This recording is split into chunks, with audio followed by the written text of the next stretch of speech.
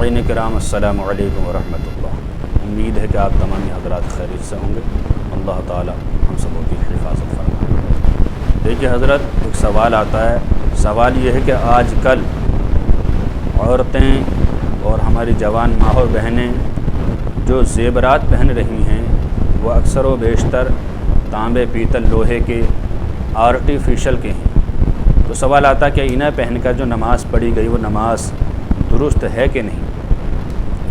دیکھیے حضرات، مرد کے لیے صرف ایک انگوٹھی جو وزن میں 4.5 ماشا ہو یا اس سے کم ہو، ایک نگ والی جائز ہے۔ اسی طرح عورت کے لیے سونا چاندی دونوں جائز ہیں، کتنے ہی پہن سکتی ہے، لیکن اس کے علاوہ جتنی بھی دھات ہیں، چاہے وہ لوہا ہو، تانبا ہو، پیتل ہو، آرٹیفیشل ہو، یہ سب ناجائز و حرام ہے، اسے پہننا جائز نہیں ہے۔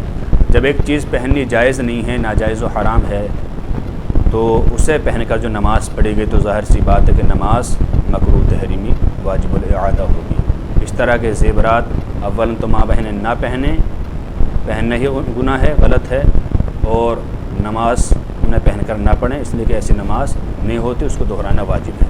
درر مختار میں مصنف علیہ رحمہ فرماتے ہیں وَكُلُّ صَلَاةٍ أُدِّيَتْ مَعَ كَرَاهَةِ التَّحْرِيمِ تَجِبُ إِعَادَتُهَا، ہر وہ نماز جو کراہت تحریمی کے ساتھ ادا کی جائے اس کو دہرانا واجب ہے۔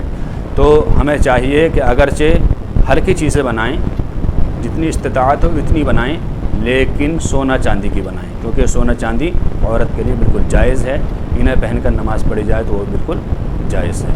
اللہ تعالیٰ سے دعا ہے کہ اللہ تعالیٰ ہمیں صحیح مسائل سیکھنے کی توفیق عطا فرمائے۔ واللہ اعلم بالصواب۔